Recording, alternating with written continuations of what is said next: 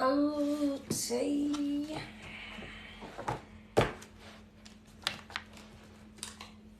I need one of those. The what? Cold brew maker. Oh. I love cold coffee. I'm not real big on the hot coffee. Listen, I would love a cup of hot coffee right now, but I'm probably going to be up all night. I'd have to counteract it with... I'd love a cup of hot coffee right now.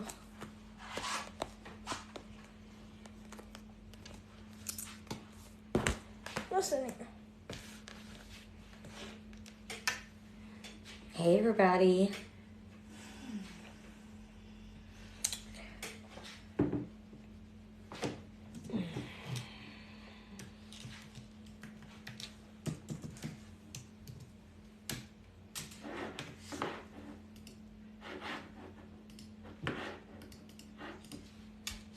Oh, that book right there. And I was like, I thought that was that book. No, you can get that out and look at it. I don't really like it. They were supposed to be studies, but they're not studies. Granted, I ain't opened them in a long time, but they're just not really studies. They're weird. It is weird. They're not. All you're pretty much doing is reading. It's no study. And meditating. What verse? What chapter did we? Same. No. Wow. Membership. Matthew 15, 1 through 20. Gosh, you're good. Don't know how you remembered that.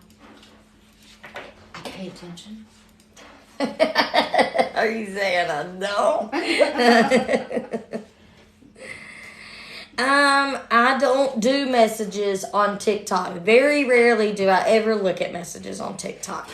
So I haven't got it, but I will go look. But I hardly ever, TikTok is not the place to message me on. Facebook or our membership is the best places. I'm uploading that. Hi, good evening. My chair won't quit. Look, we had a lady. Okay, so her name is Brooke Collins. And she donated one of these planners for our fundraiser that we're going to start on the 15th. I feel like I need to wait till more of y'all get on here to even show it to you, because I'm going to be like, ma'am, I need you to send me another one because I'm going to need to keep this. I'm going to need you to send me another one because I need to keep this. But I also got questions. Like, this would be great to do my purpose method like this. But now I have been putting my purpose method in a binder. And we sell the purpose method in a binder right now. But wouldn't it be cool to do the purpose methods like this?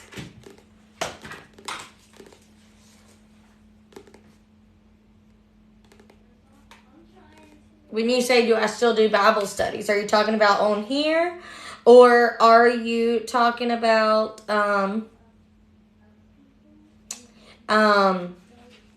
like the deep studies for that we do in our membership? Because we do still do the membership. Yes, we still do that. Just click on the profile and go to the link in the bio and do the Purpose Hope membership. Yep, the chapter by chapter, verse by verse. That is the membership study.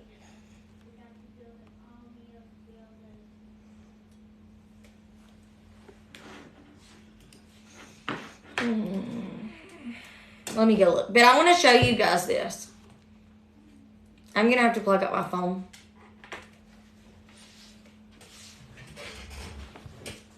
But I'm not so sure I even got a charger out here. Might have to go get Steve to go get one.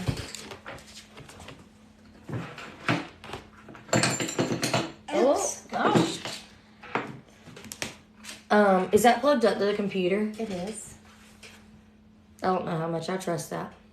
I'm scared to like start downloading stuff on my phone. No, because it'll go the opposite way. Well, then what if it takes my sound off? I don't know. It shouldn't. Scared about that. I don't mind doing it, but when I'm on the Zoom, when I'm on the live, I'm scared it'll like disconnect or something. Steve just needs to get on here. Steve's in there. Will you holler for him? Yes. Is this your charger? No, I it's a, saw a white cord. I got excited. Amanda, how are you feeling?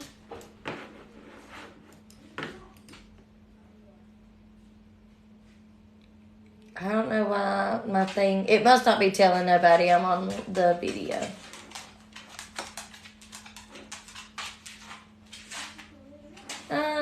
I don't have any messages on.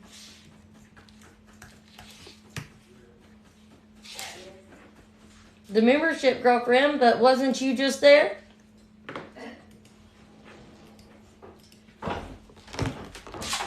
There we go. See? I've done scared Oscar to death. I don't know what's taking so long for my... Thank you. For my, hold on. Thing to tell... Angie. It's Angie in the background. Super sore, but I'm praying. I just got out at 4 p.m. Girl, Charlie. No.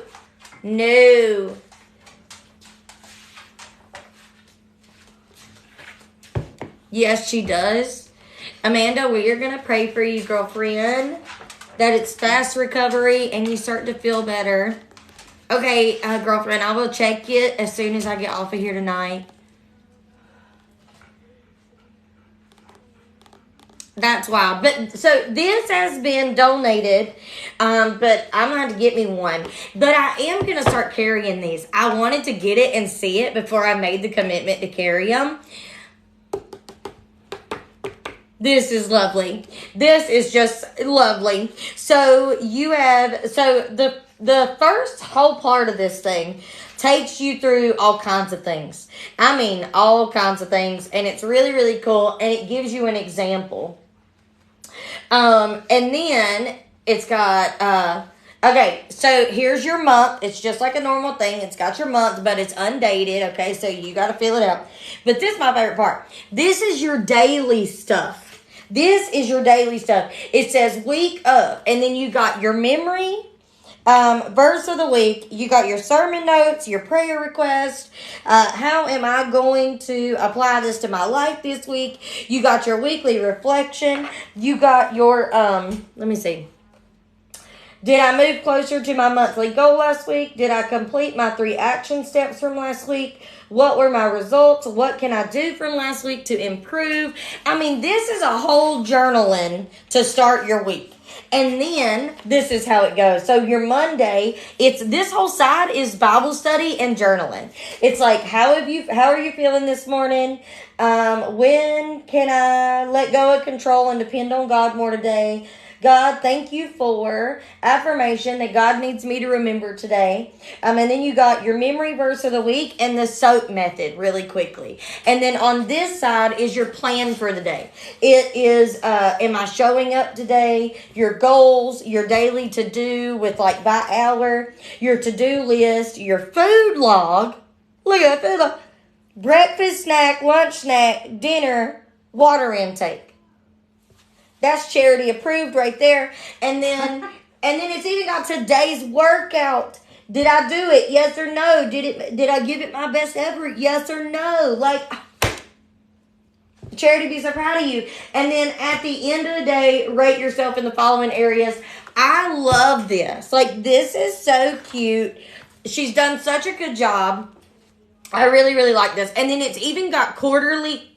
I gotta slow down. It's even got quarterly goals, and then you like reflect on those every quarter. Like, this is a quarterly book. This is the quarterly edition, so it'll take you through like a whole quarter. This is lovely. This is great. I mean,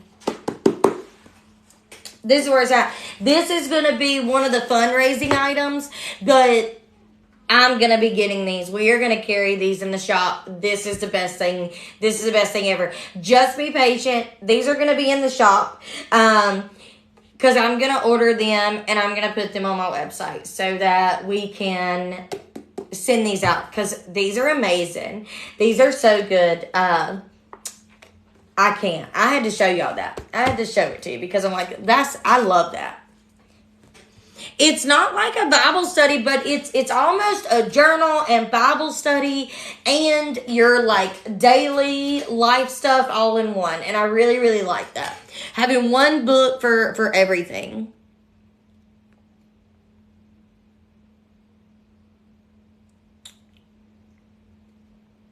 It's called the Finding Freedom Planner. Callie, miss you too, girlfriend.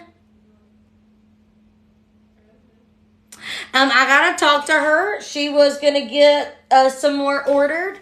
And then I was gonna get them from her.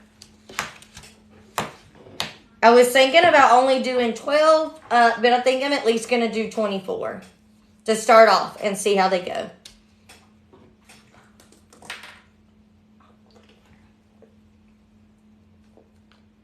Looky there. You mean 42. Listen, I promise we will get them. We'll see how good they do, and we'll order them from there. She said, I need 3 myself. I love that. I'm excited about this. But I would also like to know who she got to publish them because this is how I want to do the purpose method. Like getting it made like this and sent. This is how I want the purpose method to be. I want you to have like a whole book where you can do the purpose method that I created. This is really cool.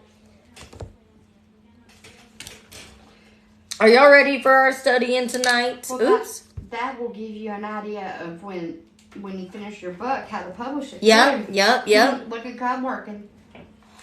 These are going to be available on our website. It's called the Finding Freedom Planner.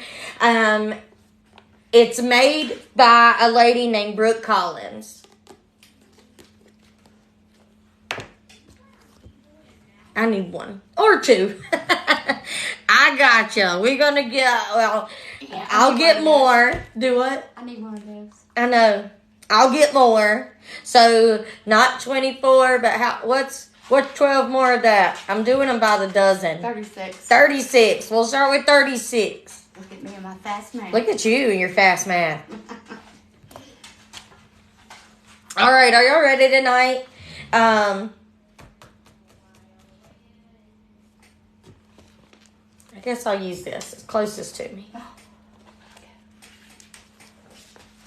Let's see. Oh, that's where I was reading Isaiah. All right, we're going to be, what are we going to do tonight? 2 Samuel 5? Y'all ain't even ready. Y'all ain't even ready. I love me some David. No, give me 3 minutes. I got to find it. My goodness. My pages be sticking together. Samuel. Huh? It's after 1 Samuel. Right. My fingers ain't turning these pages. There we go.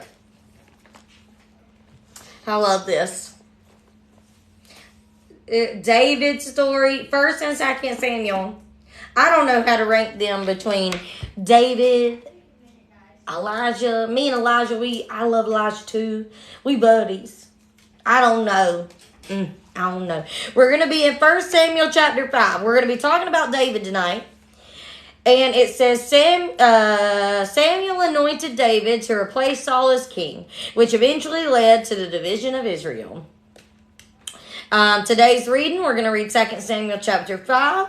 And it says, so all the elders of Israel came to the king at so-and-so, and King David made a covenant with them before the Lord, and they anointed David king over Israel.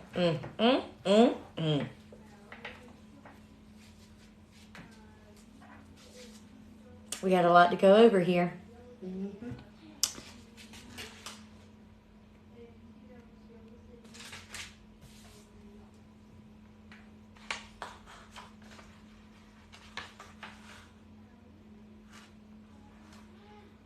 That's funny.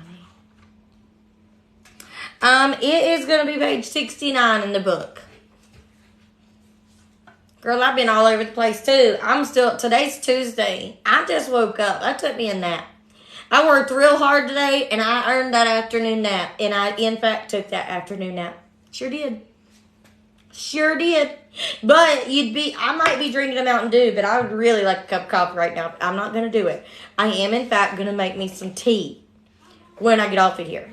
And I've already thought that I need to take me something to make sure I go to sleep tonight, or I'm going to be up till 2 a.m. Just like last night. Just like last night. I'm going to be back in this same cycle, in this same boat. So I'm going to make myself go to sleep.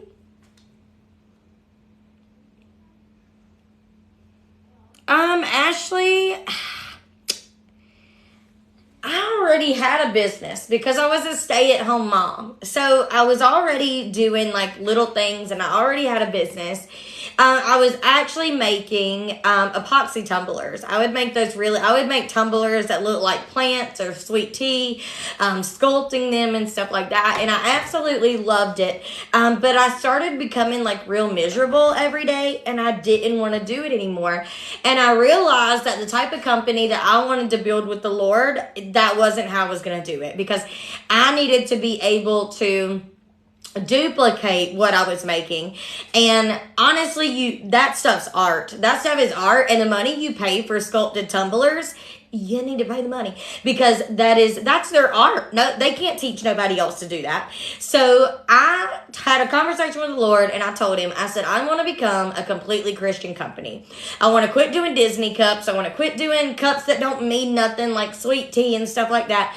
I want to do something that glorifies you. I said, so, me and the Lord had this conversation, and I took every bit of my epoxy stuff off my website, and I said, you know what, Lord, if it doesn't work out, I can just go back to doing that, because I was making really good money. I said, if this doesn't work out, I'll just go back to it, but we're going to give it a try. So I completely took all of that off of my website. I jumped in head first. I learned how to design my tumblers, and I became a completely Christian company that could be duplicated, and the Lord has blessed it. So it wasn't that I really knew, but you will know. You'll know when you need to be doing something that the Lord's called you to do. You'll be uncomfortable. It'll be terrifying, but it'll be the best thing that you've ever done. But I can't tell you like how exactly it's going to feel. It's going to be different from everybody, but you know when it's the Lord telling you to do something, because you really don't want to do it.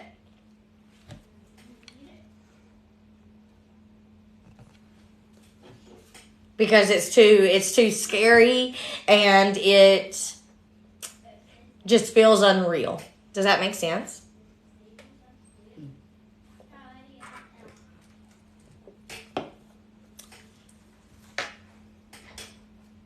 And I'm for sure scared. Don't be scared. Just do it. Just do it. It'll be the best adventure you ever went on. Promise. Yep.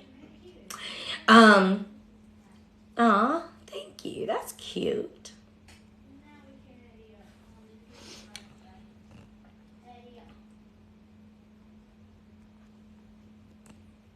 I'm just telling you, make sure it's what the Lord wants you to do. Okay? Don't be doing something to copy somebody else. Don't be doing something to try to be like somebody else. Because when you go doing that, you're not being your original set apart self. So make sure you are doing it, and you know that you're doing it because the Lord has told you to. Because if you start going out here in the world and just trying to copy everybody else, you're not going to be able to be blessed with that. And I believe that everybody has a talent and a skill that they need to be using to make an income. That's just who I am, and I believe that. I believe that every single one of you have a talent and a skill, and you should be using that God-given gift to build an income. I 110% believe that. So, but just make sure that you're tapping into your things that make you set apart. What are you good at, and how are you good at it? Make sure you're tapping into those things, and make sure you're being creative and putting your own spin on it. Because if you start going out here and you're just trying to be like somebody else, you're not going to succeed. It's going to be really discouraging, and you're going to have a hard time. So tap into those things that the Lord has gifted you with, because I promise he's gifted everybody with something. When God calls somebody, he doesn't call them and say, hey, I want you to be like Kelsey. Right. Yeah. He calls you to be set apart. He wants you to be something else. I love that. Target audience, teenagers. Oh, that'd be good. A younger generation. I love that. All right. Are y'all ready? I think that's Haley. I think. All right. 2 Samuel chapter 5. Let's go ahead. Let's read it. Then all the tribes of Israel went to David at so-and-so and told him, we are your own flesh and blood. In the past, when Saul was our king, you are the one who really led the forces of Israel. And the Lord told you, you will be the shepherd of my people, and you will be Israel's leader. So here at so-and-so, King David made a covenant before the Lord with all the elders of Israel, and they anointed him as king of Israel. David was 30 years old when he began to reign, and he reigned for 40 years in all. He had regained over Judah from that place for 7 years and 6 months, and from Jerusalem he regained over all of Israel and Judah for 33 years. I love that so much, because when you understand this, I need you to understand this to the fullest, and I actually underline that verse here, because what you need to understand is David was 30 years old when he began to regain, but David was called when he was likely 16 years old. David was a teenager, 16, 17 years old, when he was called and told by Samuel that he would be king one day. So he had all through this time, all throughout when people were chasing him down and trying to kill him, and the king was trying to kill him, and he was making friends with Jonathan, and he was meeting women and getting married, and he was doing all these things. Right? When he was doing all these things, he was growing. When he defeated Goliath, okay, he was still a teenager. When he was outgoing, right, he became an army commander. He had so many years. He was a shepherd. He was an army commander. He was a second in command. David did so many things to get to where he was. So that's just one of my favorite things in the Bible, is that David was 30 years old when he began to regain, but he was 16 when he knew that he would be king. Sometimes you'll know what you should do, but sometimes it's going to take that long. Sometimes it's going to take 12 years. Sometimes it's going to take 25 years. Sometimes it's going to take 30 years. I don't know. Sometimes it's going to take so many years. Abraham was 25. David was about, 15, 16 years, because 30, he was called when he was about 15, 16, 17, right? So in that time range, right? And then Joseph it took him 12 years to become second in command. The Israelites, it took them 40 years to get through the promised land because of their own disobedience. Like, everybody in the Bible, it took them time to get to the promise. Most of the time we give up in the middle.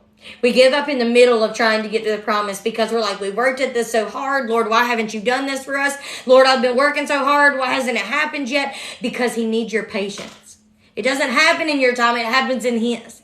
And you need to understand that if David could cling to a promise for that long, then so can you. And if Abraham can cling to a promise for 25 years, then so can you. And if Joseph can cling to a promise for so many years, then so can you. You gotta not give up on the promise in the midst of the journey.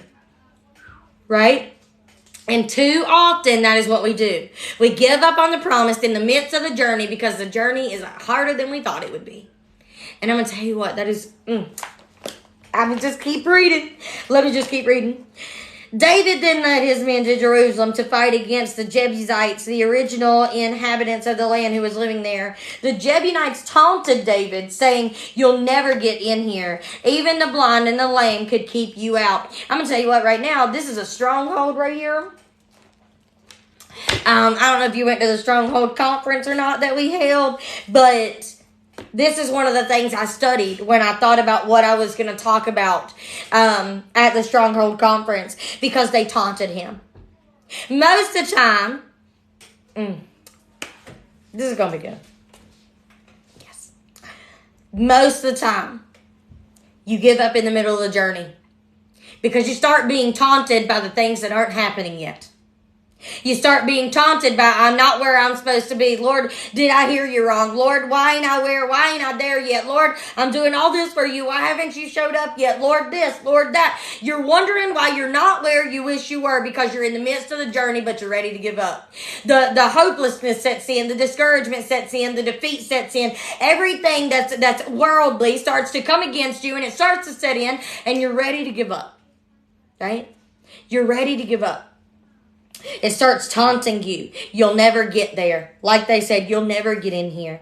Even the blind and the lame can keep you out. You're hearing other people did it. Why can't you? You're not special enough. You're not good enough. You'll never get to where they are. You might as well just give up now.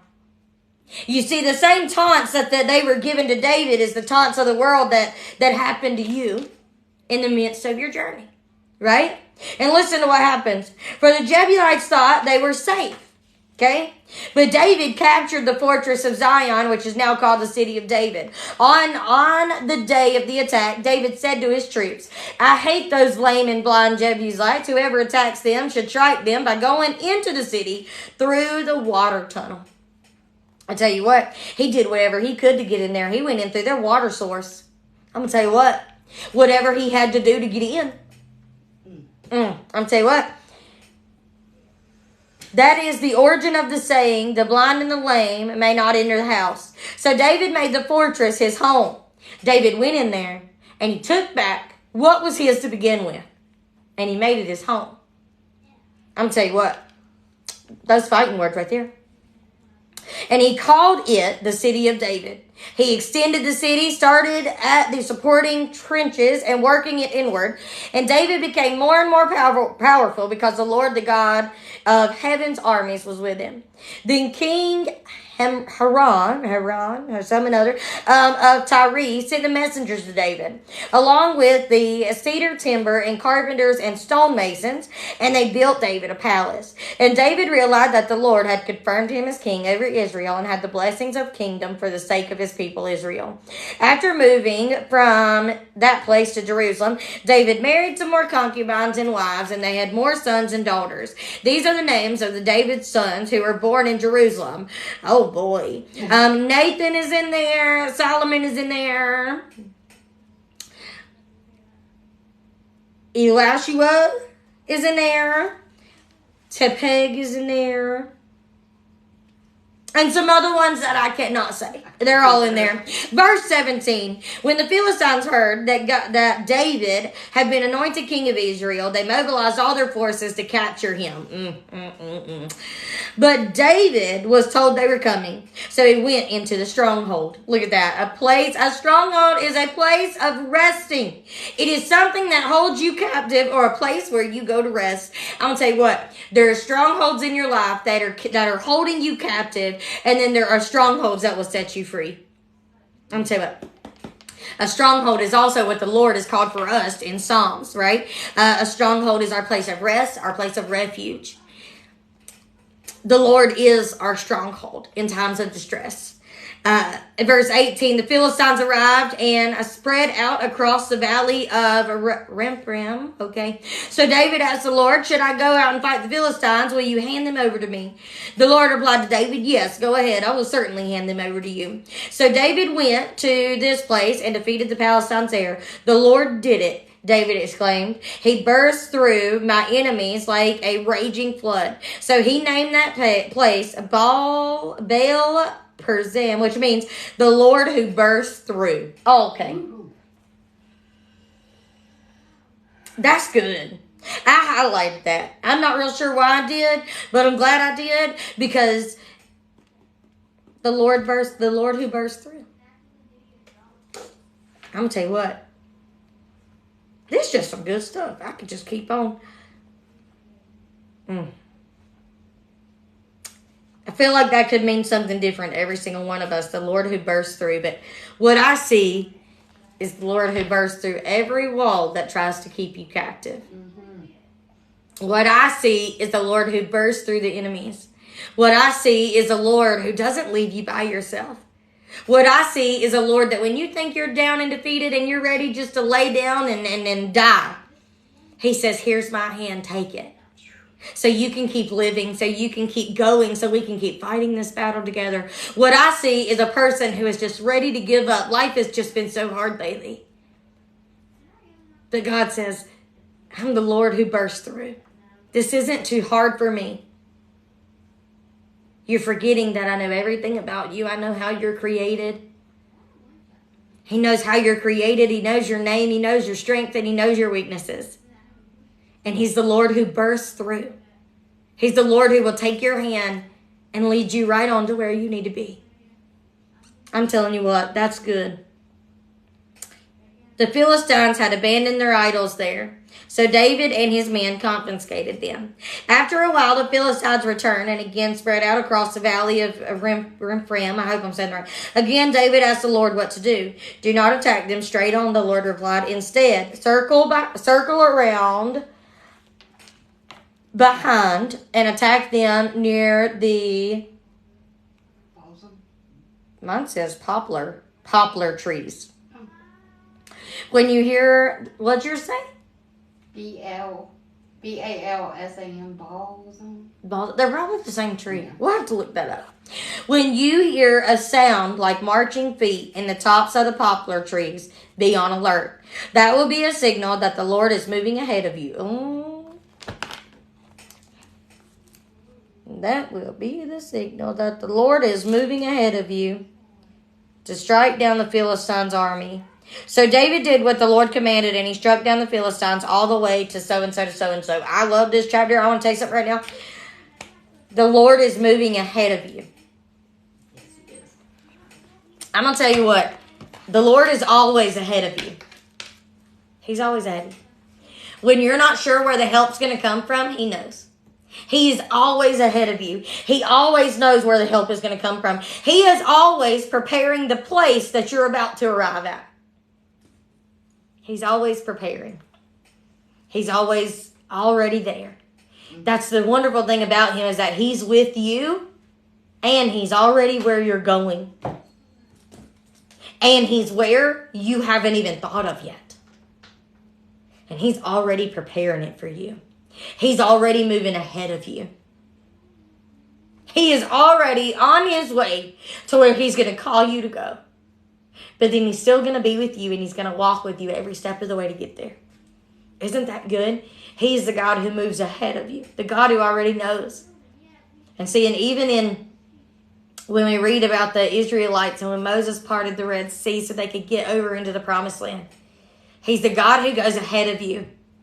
But he's also the God who will move behind you when it means standing in between you and your enemies. Because that's what he did. That's what he did to the Israelites. When he was leading them, he was in front of them. He is always moving ahead of us because he's always leading us to the next place. But at the moment that we need protection from behind, he positions himself there. So that he can't get to you. So that the people cannot get to you. So the enemy cannot get to you. So that the world cannot get to you. He is everywhere you haven't been yet. He's everywhere you've already been. He will stand behind you when you need help from behind. And he will walk ahead of you and keep moving forward to be where you're going to be. And he'll still stand right here beside you. I'm going to tell you what. That just gets me all kinds of emotional. I know you'll probably get tired of me and talking about my story and whatnot, but I was not worried about the Bible study that we're hosting this Friday there. Just, we're in the process of building a community, and this is the first Bible study that we're going to host. So my mind was like, wonder how many people are going to show up. You know, I don't know really anybody locally, so I don't know how this is going to go, but Lord, I'm just going to let you work. I had 3 ladies come in. And they said, we learned about this place from Sarah's Bible study. I'm like, who's Sarah? Okay. You know, I don't know who Sarah is. I was like, okay. Oh, okay, yeah. In my mind, who's Sarah? I know who Sarah is. Did I forget somebody? Who's Sarah? I mean, it was racking my brain, right? But these 3 women were going to come to my Bible study because Sarah told them about it. And I didn't know who Sarah was. Had no clue. But that right there was confirmation for me that people were talking about it. And that's all I needed to know, is that God was moving ahead of me. I can't yet see how many's going to show up or what's going to happen that night or what it's going to be. But God can. He already knows. He already knows the names of everybody who's going to show up.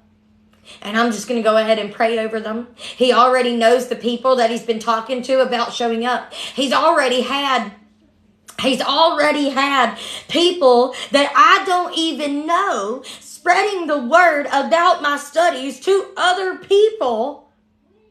He's moving ahead of me. And see, a couple of days later, guess who walks in my door? Her name is Sarah, and I've never met her before in my life until that time. But Sarah was out here telling people about my Bible study and inviting them to come. But Sarah had never met me in person.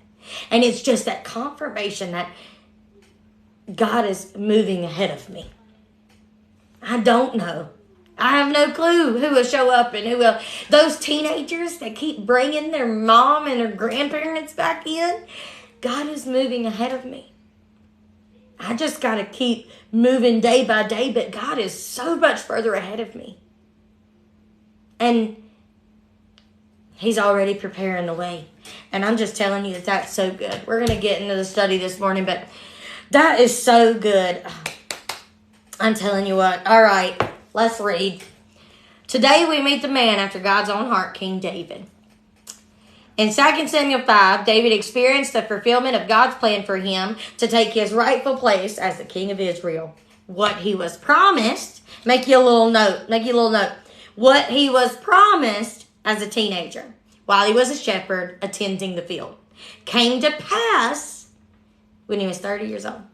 Tell you what, don't put a time limit on what God said he would do for you. Don't you put a time limit on it. You're going to go through some suffering. You're going to go through some hardship. You're going to face times where you might be living in a cave and the king might be coming after you to kill you, okay? Like, there's a journey ahead of you. And it's not going to be roses and butterflies. It is going to be hard. But it's going to be worth it. It's going to be worth it. And it's going to be the best adventure, the best journey that you've ever been on. You just got to trust God with it.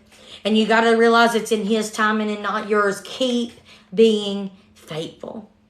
Let's pause and reflect on what a momentous. Help me. Momentous. Thank you. Day this was. 15 years had passed. See? 15 years had passed since Samuel anointed David as a future king.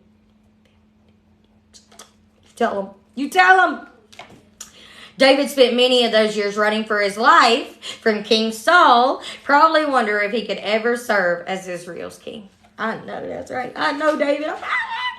After the tragic death of Saul and Jonathan, it was time for David to take his throne. There's something rather remarkable about David that provides further evidence of why God chose David to be the people's next king. Rather than celebrate Saul's epic fails and his horrific death, David mourned. Do you know how many times, just for the sake of those who have never read David's story, do you know how many times David had an opportunity to kill Saul and he never did? Mm-hmm. How many times have you had an opportunity to get revenge on your enemy and you chose to do it? But maybe it wasn't yours to do. David not once laid a finger on Saul, even when he had every opportunity to do so. Because he respected that even though Saul wasn't a good king, Saul was still king. So he still respected him. Right? Reading about y'all's echo. I don't know why it's echoing. Yep, that's true authority. Yes. Yep. He cut off part of Saul's robe in the cave to prove that he could have killed him, and he didn't. And he didn't.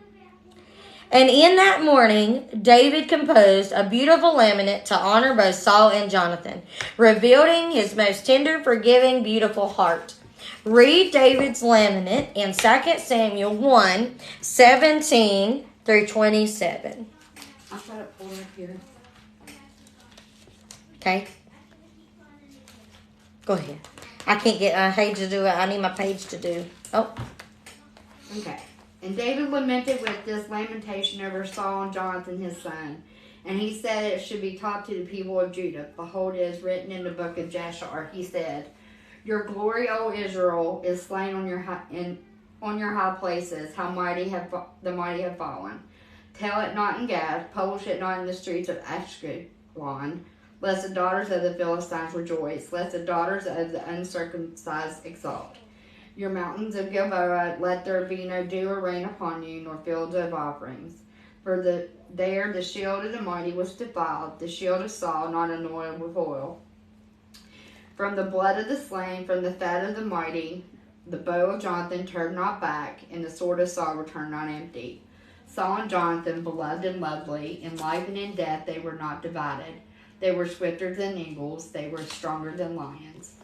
You daughters of Israel, weep over Saul, who clothed you luxuriously in scarlet, who put ornaments of gold on your apparel. How the mighty have fallen in the midst of the battle. Jonathan lies slain on your high places. I am distressed for you, my brother Jonathan. Very pleasant have you been to me. Your love to me was extraordinary, surpassing the love of women. How the mighty have fallen, and the weapons of war perish. Ah, that's good. And it reads good in an NLT version too. It's probably better than that. Listen, no, I don't know. I love the way that read. The things that read different were like, verse 19 says, Your pride and joy, O Israel, lies dead in the hills. So like he counted Saul and Jonathan as pride and joy. Saul was a horrible king. But he loved him. Ain't that something? Gosh. Oh, that's good stuff. The way he talked about Saul, and Saul tried to kill him. Multiple times. That's how we should love people. Yep. Look, how beloved the gracious were Saul and Jonathan. We know that's not true about Saul, but it didn't matter. David loved him. Ain't that something? Oh, gosh. Okay. What led David to respond this way to Saul's death? To focus on the good, to love, rather than speak words of hatred and bitterness. What distinguished David's heart from Saul's? All right, hold on. We got to read something else. 1:13. Let's see what it says here. 13 and 14. How foolish Saul exclaimed. Look, I highlighted that too. That is so funny. I've highlighted all these verses. How foolish Saul exclaimed. You have not kept the commandment the Lord your God gave you. Had you kept it, the Lord would have established your kingdom over Israel forever. But now your kingdom must end, for the Lord has sought out a man after his own heart. The Lord has already appointed him to be the leader of his people, because you have not kept the Lord's command. That was the main difference. What distinguished their heart was David desired to keep God's command.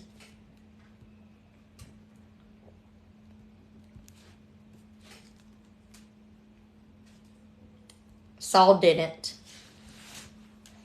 And then, okay, what made David focus on the good and love rather than speak words of hatred and bitterness? David's heart was different.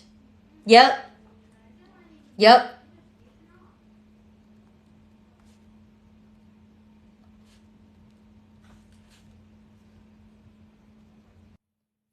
David's heart was different. His heart posture wasn't the same as Saul's. I love that. Greedy and got power hungry. Yep. Very true. Ooh. Saul was anointed by God, but he let it get to his head. Mm-hmm. But David always remained humble. Yep. We've seen this in real life. Oh yeah. Yes. I want to bring up a little tidbit I noticed when we were reading in 5. David, who is Jesus' lineage, became king at the age of 30. Mm-hmm. Jesus began his ministry at the age of 30. Mm-hmm. Isn't that something? I know, I like it too. I've seen the same thing. Read the following passages and share what it means to have a heart like God. Oh, boy. Like, where we both said that. Not us both saying it. Oh, boy, he said. All right. Where are you going? Psalms. Psalms 51. I wonder how long that is. Well, there's two of Psalms. Psalms 51 and Psalm 34 and 153. Go to 34. I'll find 51. Yes, ma'am. All right, 51. Read the following passages and share what it means to have a heart like God. Psalms 51, written by David after Nathan confronted him about his adultery with Bathsheba. Ooh. Yes, scandal. Oh, have mercy. I'm sorry. Hold on. Have mercy on me, O God, because of your unfailing love. Because of your great compassion, blot out the stain of my sins. Wash me clean from my guilt. Purify me from my sins, for I recognize my rebellion. It haunts me day and night. Against you and you alone I have sinned. I have done what is evil in your sight. You will be proved right in what you say, and your judgment against me is just. For I was born a sinner. Yes, from the moment my mother conceived me. But you desire honesty from the womb, teaching me wisdom even there. Purify me from my sins, and I will be clean. Wash me, and I will be whiter than snow. I'll tell y'all why I'm underlining what I am when I'm done. Oh, give me back my joy again. You have broken me. Now let me rejoice. Oh, he was regretful. Don't keep looking at my sins. Remove the stain of my guilt. Create in me a clean heart, O Lord, O God. Ooh. Renew a loyal spirit within me. Do not banish me from your presence, and don't take your Holy Spirit from me. Restore to me the joy of your salvation, and make me willing to obey you. Then I will teach your ways to rebels, and they will return to you. Ooh, good news. Oh, please. Gotta circle that one. Forgive me for shedding blood, O God, who saves. Then I will joyfully sing your forgiveness. Unseal my lips, O Lord, that my mouth may praise you. You do not desire a sacrifice, or I would offer one. You do not want a burnt offering. The sacrifice you desire is a broken spirit. Oh, man. Gosh, that's good. You will not reject a broken and repentant heart. Lord, Man.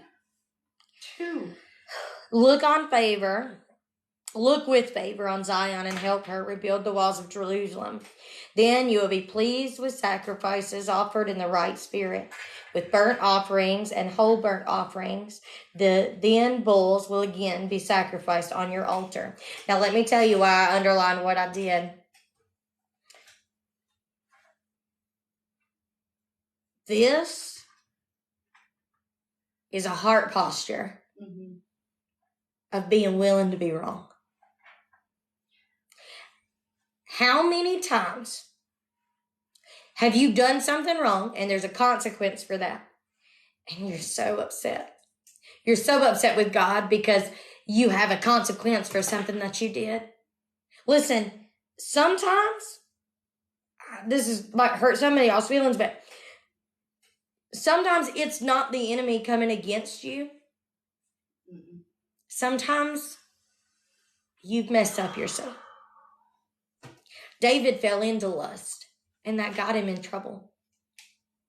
So sometimes it's not the enemy that has come to destroy you. Sometimes you destroy your own self because why? Right here it says, did I not underline it?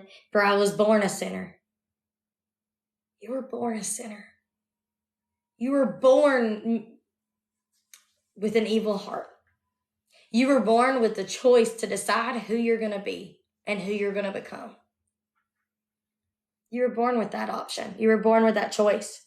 This is a heart that is willing to be wrong and say they are wrong and ask for forgiveness from the one that holds the forgiveness, right? So it's a heart posture of willing. I'm going to write that. Heart posture.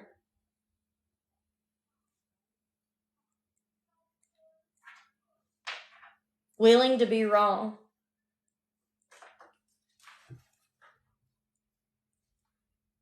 And ask forgiveness. We are so focused in life on being right. I'm right, you're wrong. Da, da, da, da. We're so scared to admit that we're wrong. We're scared to admit that we're sorry when we messed up. Some of us have lost the word I'm sorry out of our vocabulary. But it really needs to be there. You need to have a heart posture that says you're human and you can get it wrong. You can get it wrong.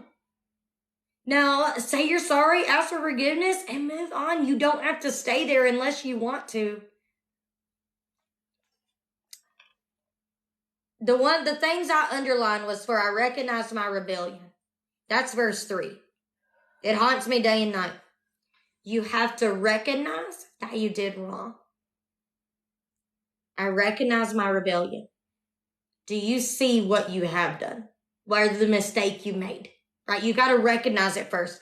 If you don't recognize it, me and Steve, if you're in the membership, you heard about how we was fighting over a microwave that probably wasn't even broke in the first place. When we sat down last night, I said, you know what? That's something. He said, what? I said, the enemy had us distracted with the microwave, but the real problem was the AC. He was turning up the heat and getting it hot in here, and we were focused on a microwave that wasn't working. And I said, that would preach. How much in your life are you focused on something else that's probably perfectly fine, but that's just where your focus is. And in the meantime, something else is getting messed up. And it's simply because you don't want to recognize what's really going on. You're ignoring a bigger problem. You got to recognize it, my friend. You got to recognize the rebellion. You also have to recognize where it says in verse 4, your judgment against me is just. Quit blaming the Lord. If he has made it happen in your life, he's right in it. He's just. He's a just God. I promise it doesn't make him feel better to have to punish you. It actually breaks his heart. But Psalms 119 reminds me that his disciplining me is for my good. His disciplining me is teaching me his ways. So you have to understand that his judgment against you is just.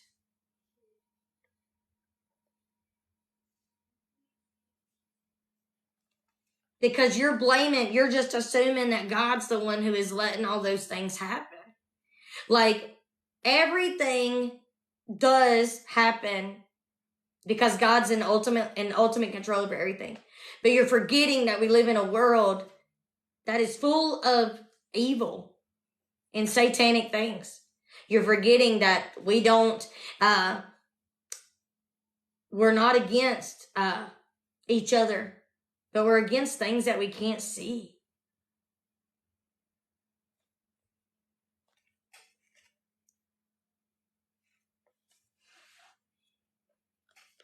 He is all powerful.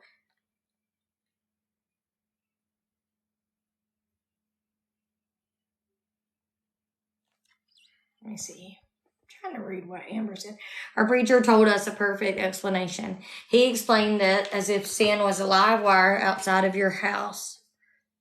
He said you never want your child to touch that wire because you know it will hurt. I like that. Yep.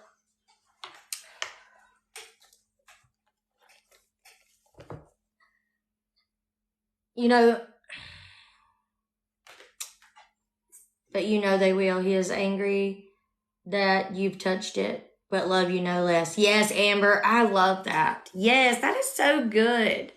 And sin has come into the world by the fall of Adam and Eve. Sin entered the world.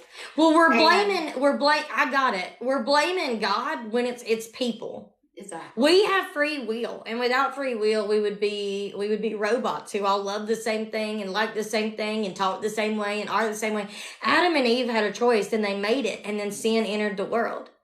And because sin entered the world, there is good and there is evil now.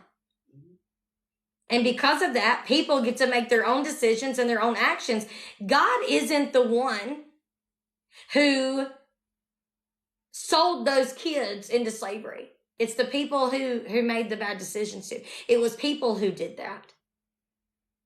That God gave you the opportunity to choose from yourself. And I know that it's really hard to understand.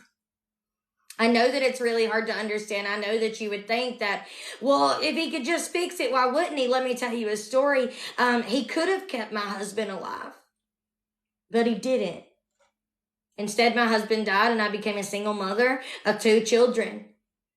And because of that, it changed my life and it changed hundreds of other people's lives too. So not everything that happens that is bad will always turn out bad. You're just assuming it will. You're just assuming it will, because the bad stuff that happened to me is the exact thing that leads people to the Lord, because I use it for that purpose. I use the bad things that happen to me for the purpose, for the good and the purpose of God. And that is how a lot of people choose to use their pain. If we didn't have any suffering to recover from, then what would we have to give God glory for?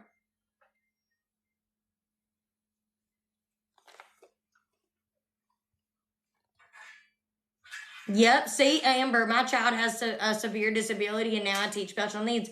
I love that.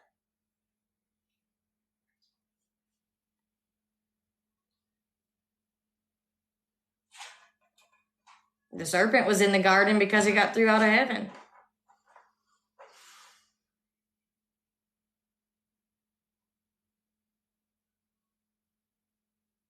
Oh, thank you. I've studied the word.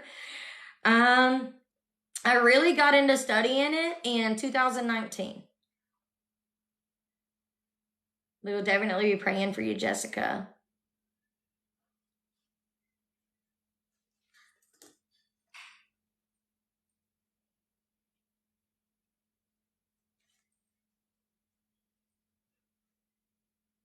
But see, you're blaming God that it didn't stop when it was people that hurt you. See, oftentimes we're out here blaming God for things that people did to us. And some people are crappy, for lack of better words. And I'm sorry that they are. And I'm sorry that there was no physical person there to save you from whatever you went through. But what I am going to tell you is that if you'll let God use what happened to you, it can change so many people's lives, and he can make purpose out of whatever horrible thing you went through. Right? And I know that for a fact, because you're just assuming now that nothing bad happened to me when I was a child. But there was, in fact, a man that came into my bedroom when I was about 12 years old. And it didn't stop until I told somebody. So you're just assuming that I'm somebody who's never been through. There are plenty of people that have been. But just because bad things happen in this world doesn't mean that God isn't good. Because he is. And I'm sorry nobody helped you through whatever season that was in. But what I am going to tell you is if you're willing to use it to help other people, then you will and you can. And your life will be more fulfilled than you ever thought it could be. It's through my suffering and my discipline that, what do you want me to read? It's through my suffering and my difficulties that have given me the ability to want to know God better, to understand him better, and the ability to teach that leads people to the Lord. It's through my suffering that other people have come to know him. So I'm still going to praise him that we just live in a broken world. Yep. I am 38 in biblical counseling. I'm Georgian. I love that so much. You wouldn't desire to be in heaven. I know that's right. Yes, Melody. Yes, that's good. It's okay. Because today we have more than we need. I'm remarried again. And you know what? I remember the words of David. And I don't think people understand how comforting the Bible really is. But the Bible is so comforting. Because Although my husband isn't with me anymore, and he's my late husband now, I am remarried. I have an amazing husband. I have an amazing life. I have more than I could ever need or want. And it's simply because I allow God to use my life in every way, shape, or form, no matter what it looks like, right? But David's words give me hope, because David's words say, can I bring him back again? The answer is no. I will go to him one day, but he cannot return to me. That is hope that he can't come down here to me. He can't. But I'm going to go see him. And it's going to be a glorious day. So it's not goodbye forever. It's see you later. And I get to hold on to these words of encouragement. Psalms 118 and Psalms 119 are great encouragement. It talks about how God's word is encouragement for us. It talks about how God's word is something that can encourage us and discipline us. God's word has so many purposes in our life, but we have to be willing to accept them and receive them. Right? We have to be willing to not understand things that we really wish we could. But the answer isn't that, man, it's God's fault. He just allows all this bad stuff to happen. Really, it's people. It's people's fault. We live in a world that is, Satan was thrown onto this world. This is Satan's world right here. I'm telling you what. And we're just living in it for a temporary time until he comes back. And you have to understand that people are just bad. Some will be. But that means that you can be good. You have a choice. We all have a choice. And bad things happen in the Bible too. Bad things happen in the Bible too. But the kingdom is at hand. I know that's right, girlfriend. Yes. Listen, let's keep going. It said, did you want me to read something, or are you just standing here? You're just standing here? Okay. Just make sure. It says, your judgment against me is just, for I was born a sinner, right? So we have to understand, we have to have that heart posture that understands that whatever your judgment, however God has punished you, he's just. Right? He's just. You got to have a heart posture that says that. And then you have to have a heart posture that says, purify me from my sins. You have to have a heart posture that's willing to change. A heart posture that says, change me. I don't want to be the same as I once was. Right? And then it says, oh, give me back my joy again. You have broken me. Now let me rejoice. He was broken. God had judged him. And it hurt David's heart to be separated from God. This is so good. We ain't even got the question. We ain't even got all the way through chapter, I can't talk. Question 2. We ain't even got, oh my goodness. I can't. Well, this is good stuff. I can't stop. I'm going to keep going. Sometimes we got to be broken, my friends. Verse 10, create in me a clean heart, O God. Renew a loyal spirit within me. Are you willing to be made clean? Are you willing to change? Are you willing to turn from those ways and not do that any longer? Right? You have to be willing to do that. Verse 12, make me willing to obey you. Are you willing to obey God's command and rules? Verse 13, then I will teach your ways to rebels, and they will return to you. I highlighted that because I absolutely love that. That's just spoke right to my soul. But then let's go 17. The sacrifice you desire is a broken spirit. He wants you to be humble and broken. If you're not broken, you have no reason to be healed.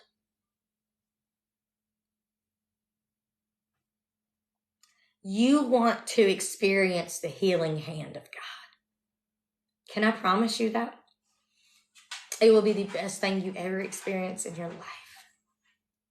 I struggled for over a decade with trying to save people and letting people take every part of me.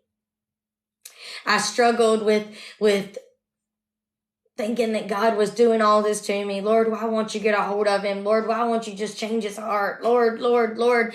And I would cry out to him when I needed help, but I didn't ever just go to him to spend time with him.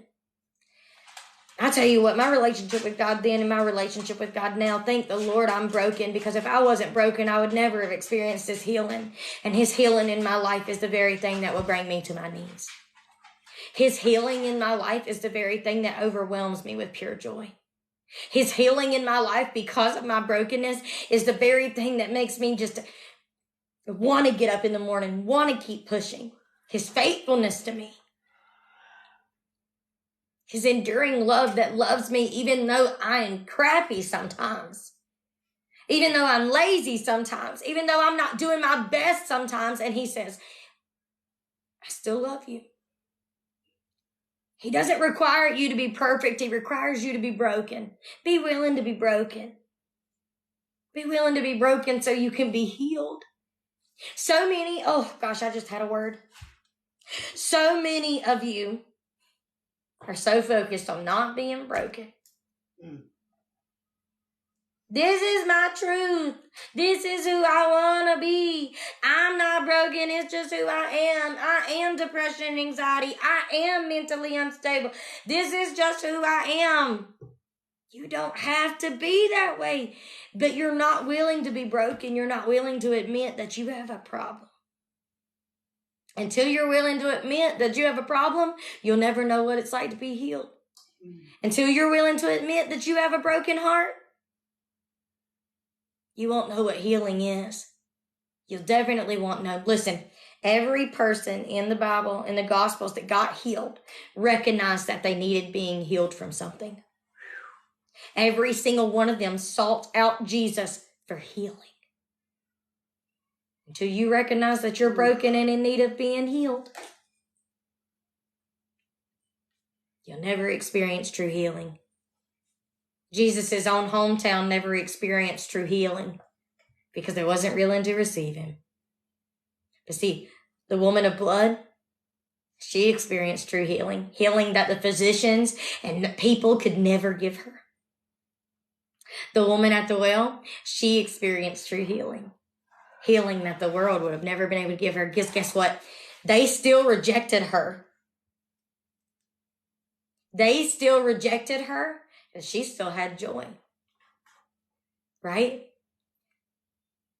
True healing doesn't always look like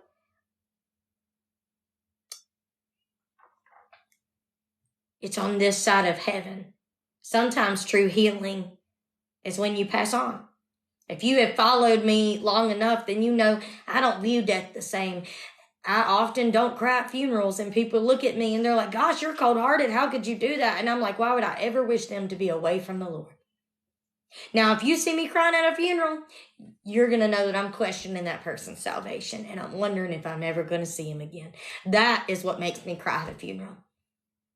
But as long as I know that somebody is saved and they're rejoicing with Jesus, I don't cry. Because I know that they're rejoicing with Jesus, right? I know that they are out here doing what I long to do, right? Somebody's probably going to have to take care of that one. That's what I'm thinking. I'm telling you, it's just, you have to be willing to be broken so that you can be willing to be healed. And if you're out here and denying that you're just not broken, then you're never going to know. You're just never going to know. And that just makes, I don't know. Me and Steve were talking about that. I could go on this forever, but I won't. But that's the little breakdown. That's Psalms 51, and that's a breakdown of what it looks like to have a heart that's willing to be wrong and ask for forgiveness, okay? Let's keep going here. Most definitely. And I've cried too. Like, I understand that. Sometimes you are overcome with emotion and all you can do is cry. Completely agree. I've shed many tears over my late husband. Many tears. But that's the way that the Lord works on my heart. Is that most of the time if I'm crying, it is because I'm unsure of where they went. Yes, will I miss the person? Yes, I will. But this is only temporary. And have you noticed how fast time flies? I know sometimes it may seem that it just inches. But man, sometimes I'd be zooming by. You know, there's a difference between grieving and missing the presence of someone. Yeah. And grieving because you won't ever see him again. Right. Yeah, I like that. Yep. She hit it right there. What do you say a child that lost their parent? Totally depends on how they lost their parent and why. My children lost their dad, and I have to have that conversation quite often. But our experience is probably a lot different than other people's. But I think that still applies even with adults, doesn't it? I mean, what do you really say to somebody who has lost their parent that they love? You say, you can't go to them, or they can't come to you, but one day you will go to them. And you just love them where they are. You hug them. You let them be, let them cry and let them hurt. Just be there. No. We're not doing that. I don't think, hold on. Which one are you talking about? The heaven isn't real? Mm-hmm. Okay, yeah. Perfect. No. No, it does not work like that. You're not going to want to come back. We're underestimating the power of what it's going to be like to be in the presence of Jesus. I'm telling you what, that's study who Jesus is. Because when you realize who Jesus is, you're not going to have a desire to come back here.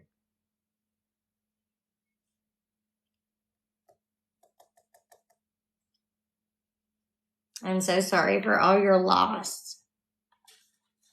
All right, let's see. Did you ever get to Psalms 34, 1 through 3? What's it say? I will bless the Lord at all times. His praise shall continually be in my mouth. My soul makes it boast in the Lord. Let the humble hear and be glad. Oh, magnify the Lord with me, and let us exalt his name together. A heart posture of praise in all circumstances. Yep. I was going to put that magnifies the Lord. That works too. Yep. Both of those are really good answers. I like it both. I'm out of room.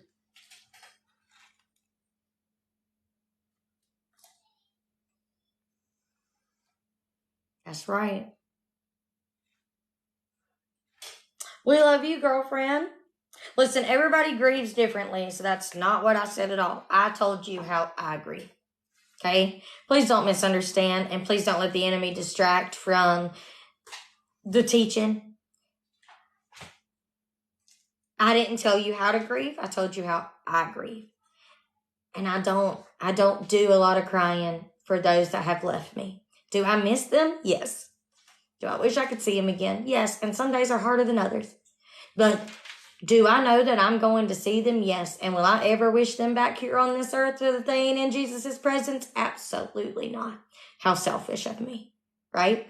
And that's just me, right? That's my heart posture and what God has worked on me, right? Yep, the Bible will answer most of your questions. You just got to seek the answers. Okay, 2 Samuel 21, 1. I got that one. There was a famine during David's reign that lasted 3 years. So David asked the Lord about it, and the Lord said, the famine has come because Saul and his family are guilty. I think I'm at the wrong place. No, I'm not. What? 2 Samuel 21, 1. Yeah. Guilty of murdering the so-and-sos, okay? Then 2 Kings 23. I got that. Oh, what's it say? 23 to 25. Okay. Trying to see. But in the 18th year of King Jehoshaphat, this Passover was kept to the Lord in Jerusalem. Moreover, Jehoshaphat put away the mediums and necromancers and household gods. And the idols and all the abominations that were seen in the land of Judah and Jerusalem, that he might establish the words of the law that were written in the book that Hilkiah the priest found in the house of the Lord. Before him there was no king like him, who turned to the Lord with all his heart and with all his soul and with all his might, according to all the law of Moses, or any like him rise after him.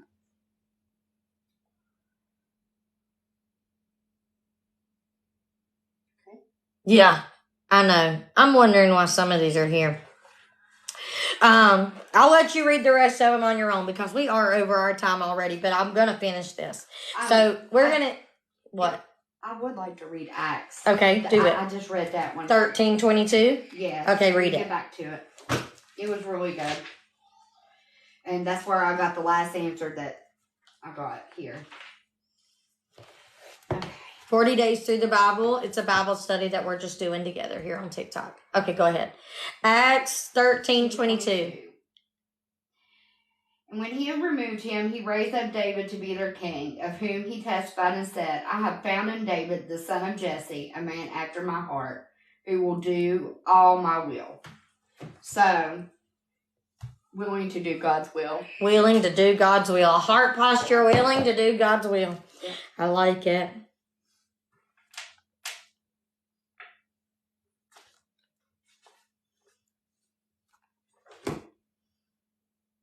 I love that. That's good. I've already got the last answer. We've already talked about that one. Okay. Oh, look. That's funny. Look at us. I I know we could have wrote this, Angie. I know. Why are we not writing devotionals? Apparently we know the answers. What instruction did God give to Samuel as he chose the king to follow Saul? Did you already look at it? What does it say? It's 1 Samuel 16:7. But the Lord said to Samuel, do not look on his appearance or on the height of his stature, because I have rejected him. For the Lord sees not as man sees. Man looks on the outward appearance, but the Lord looks on the heart. Don't look outward, but inward. I just got something I want to say. I've been holding it in. I'm going to say it. Me and Steve were just talking about this yesterday. Acknowledging that you are anti-Christ, acknowledging that you are atheist, acknowledging that you don't believe in Jesus is literally acknowledging that you believe in Jesus. Mm-hmm. Because you would have no need to even tell people that you don't believe if you didn't know he was real. If you didn't believe, what are you fighting against? Right. If you didn't, what she said, if you didn't believe, what are you even partially fighting against? Mm-hmm.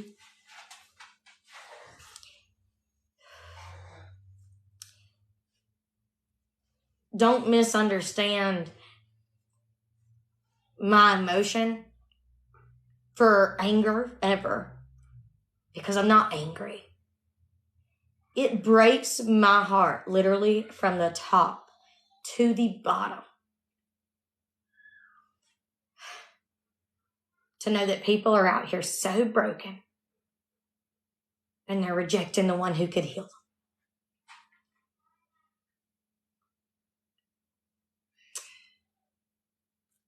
I'm not saying your life will be perfect. I'm not saying it will be without suffering. I'm not saying it will be without discipline. I am not saying any of that. But what I am saying is life with Jesus is a life I'll never turn away from. It is a life of adventure. Is it easy? No. I quit daily. Is it hard? Yes. Did it come with discipline? Yes. Did I lose things in the process? Yes, I lost everything. It was me and my 2 kids. We lived in a hotel room with a book bag that I carried in there with us. And today I own a house, I have 2 beautiful kids, a beautiful husband, a beautiful house. We have 2 vehicles. We are blessed with area that is able to bless others. I'm not telling you it's going to be lovely and butterflies, and cause it's not. Me and my husband fall over a microwave, probably wasn't even broke yesterday. But what I'm telling you is that it's going to be such a good story. It's going to bring you so much fulfillment. It just hurts my heart so bad that people are out here trying to do it all by themselves. You are out here carrying the burdens of this world all by yourself. You don't have to do that. That's what breaks my heart, is that you're out here carrying the weight of the world alone. You're literally putting your bag over your shoulder and you're barely just getting by. But if you would just ask the Lord to come into your situation, he would lift the weight off. He would help you carry it. Why do you want to carry it by yourself? Even the demons knew he was real and they trembled in his presence.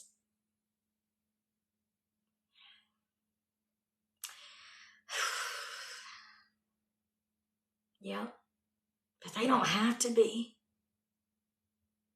They're covered in guilt and shame, but they don't have to be.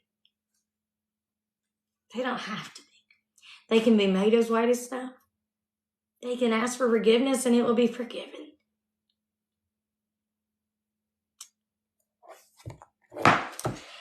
I just had to say that. Answer to number 3 is don't look inward. Or don't look outward, but inward. I'm sorry, I got it backwards. Don't look outward, but inward. Don't judge somebody based upon their appearance. They may look good, but they might not really be good.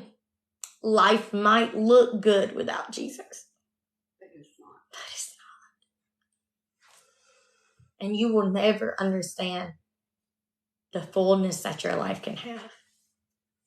The purpose it can have. I'm not saying it'd be easy. Gosh, don't mistake that. But can you be full of purpose and joy in the midst of hardship? Yes. Yeah. You can. And you can still feel fulfilled in Jesus and giving him glory every step of the way. I wish I knew the right words. I hope y'all understand what I'm saying. Initially, David only ruled over part of Israel, the house of Judah, because of the commander of Saul's army made Saul's son Ishbosheth, king over Israel. His reign lasted 7 years. Over those years, David grew stronger as Saul's son grew weaker and weaker. That's what happens when you be on the Lord's side. You'll be growing stronger and stronger, but those without him will grow weaker and weaker. Time will tell all. If you don't believe me, just watch. In time, and after much strife and battle, the tribes of Israel turned on David to agree he should be king, or turned to David and agreed he should be king. At that time, all 12 tribes were united again, as they were under Saul. Samuel tells us David was 30 years old when he took the throne. Who else was 30 years old when he regained his ministry? Jesus. I don't got to look that one up. Jesus was 30 years old when he started his ministry. Read 1 Chronicles 12:23-39 to get a wonderful picture of this monumental day in Israel's history. Does this remind you of another coronation day and great feast that is yet to come?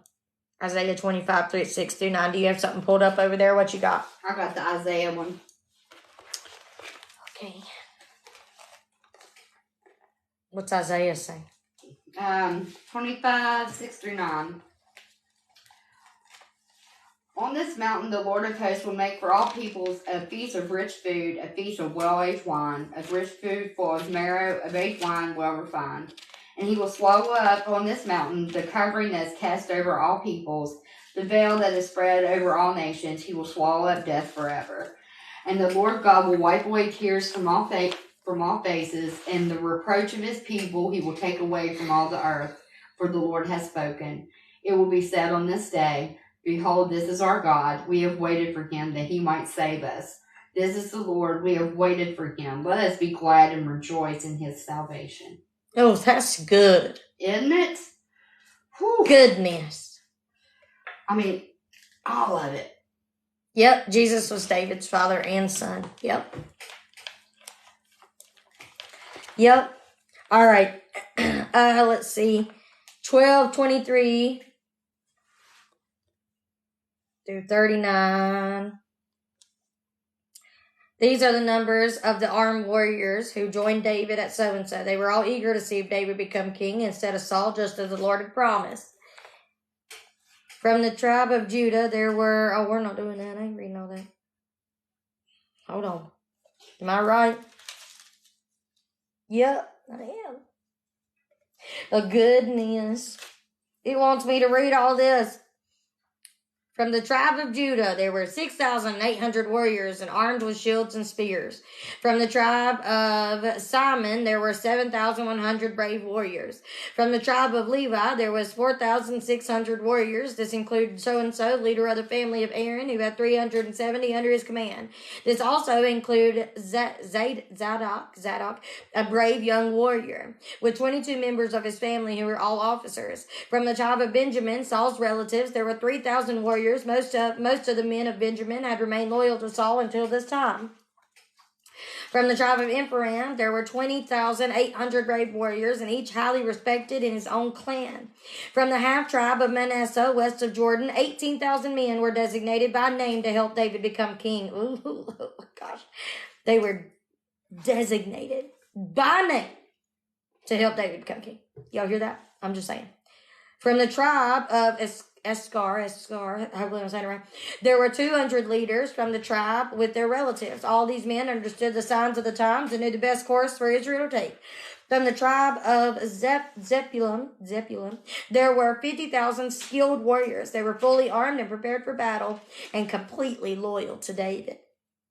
I tell you what, the Lord will send the people. Mm-hmm.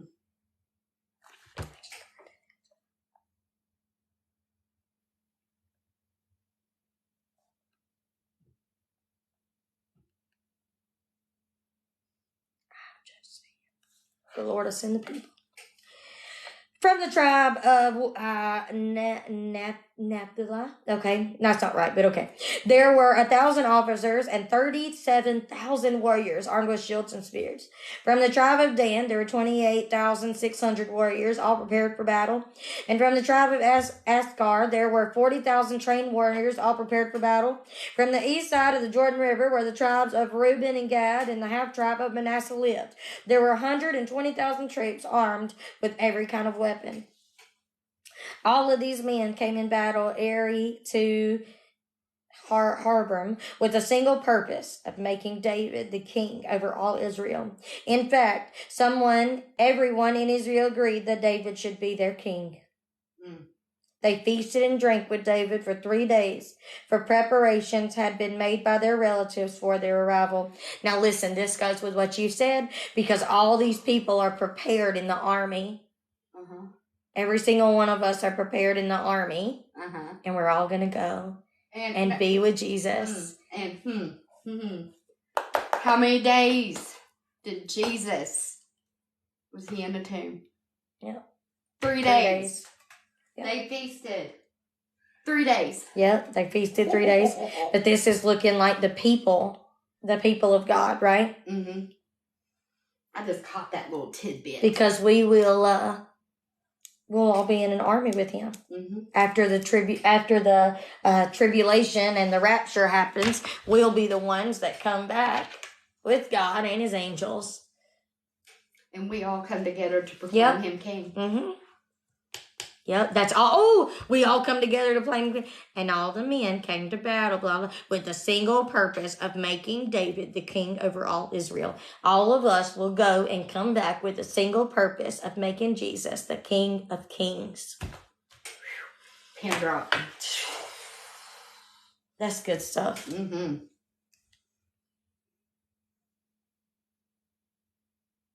I ain't even going to answer it. I'm just going to write yes.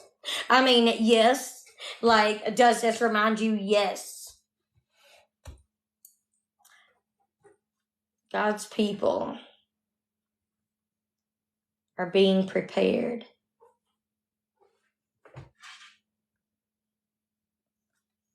And we'll all come together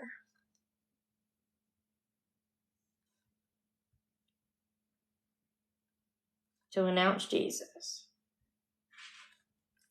the King of Kings.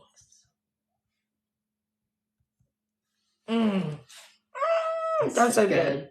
That's so good. Gosh. One of my favorite parts of David's story is how this young shepherd boy, overlooked and rejected by so many, was chosen and appointed by God to be the earthly king for those who, by God, to be an earthly king who would lead his people. Rejection is hard, but it doesn't always have to destroy us. When we place our longings and desires fully in God's hands, rejection is actually a gift. God uses it to shape us into the women and men he created us to be. David's journey from shepherd boy to regaining king provides powerful truth and promises we can cling to today and every day. King David reminds us that God alone provides the security we so desperately long for. He offers it to those who seek refuge in him. For who is God besides the Lord? And who is the rock except for our God? It is God who arms me with strength and keeps my way secure. He makes my feet like the feet of deer, and he causes me to stand on the heights. Gosh, that's so good. We went over our time, but it's fine. We'll start here. We'll read the weekly reflection. It's quite long this time. Is it? Yes, indeed. Oh, boy. So this is what we'll do on Thursday morning. Oh, boy. Mm-hmm. Yeah. It's Got a like lot to 14 learn. pages. Oh, boy. It's 14 pages. Well, we got lots to go on Thursday. We got lots to do and say and talk about. So there's that. There's that. All right. Next, Solomon. I know, Solomon. Mm-hmm. I didn't change the times of coffee talk yet.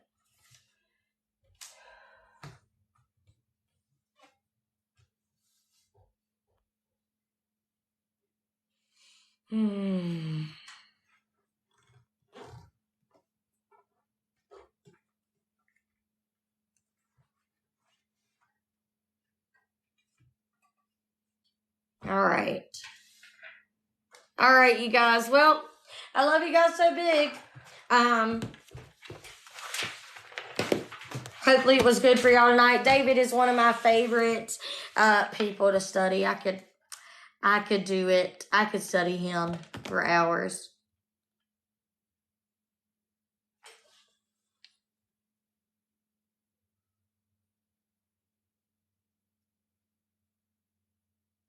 No, they're not changing. I thought about changing them with school starting and doing them 30 minutes earlier in the mornings instead of 7:30, do 7.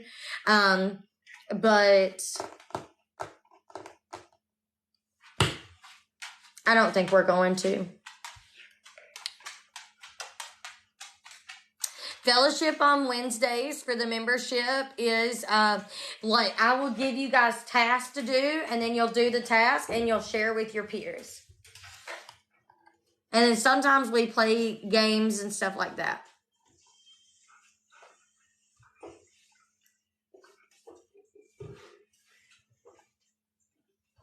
Are you saying change it back tonight? I think everybody's really enjoying it being in the morning. I asked last Zoom, and that's what we said. Charlie, no. No. I feel like I'm being watched. I know he opened the door with his nose, and now he's looking at us. No. You know what that word means. No, don't inch your nose in here. No, no, no. No, Charlie. Look, he's got one foot in here. Like, I'm not in here. You know what? Charlie would make a good video for that guy I like to watch on TikTok that does all the voiceovers for the animals. He could do such a good one for Charlie. Mm-hmm.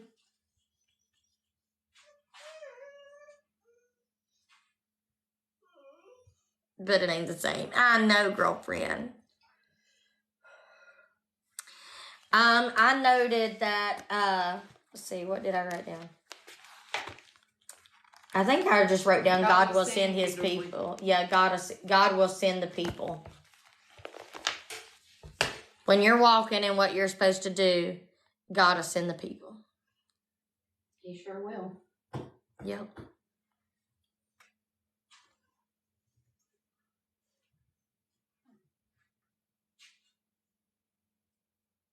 Me too, Harley. Hey, girlfriend. So glad you were on here tonight. For those of you who just joined tonight, my coffee talks are usually Mondays, Thursdays, and Fridays, 7:30 a.m. Eastern Standard Time, and Tuesday nights at 7 p.m.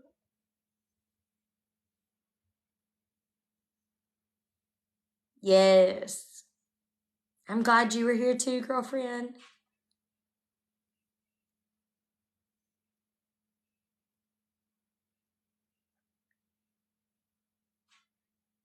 I like doing morning. I'm just better in the morning. Yeah, and I do the night and morning options for like the people who are stay-at-home moms and stuff. So it's the best of both worlds for everybody. And it's, doing our best to try to please all the people in the membership because we do have a lot of people there. Aw, I love that. Thank you. All right, you guys. I love you guys so big. I hope y'all have a fabulous rest of your night. I don't know. I think I'm going to go do some studying myself and maybe record a TikTok for tomorrow morning or something. I don't know. I'm going to go finish my week and all kinds of stuff. I don't know. I'll figure it out. But then I'm going to go to bed. Yep. I'm going to try to go to bed early. Probably won't, but I'm going to try. I gotta go to bed. I gotta get up. Yep, you got to go to bed. You got to wake up early. You better get going. You better go to bed. All right, you guys. I love you guys so big, and I'll see you guys Thursday morning. Bye, you guys.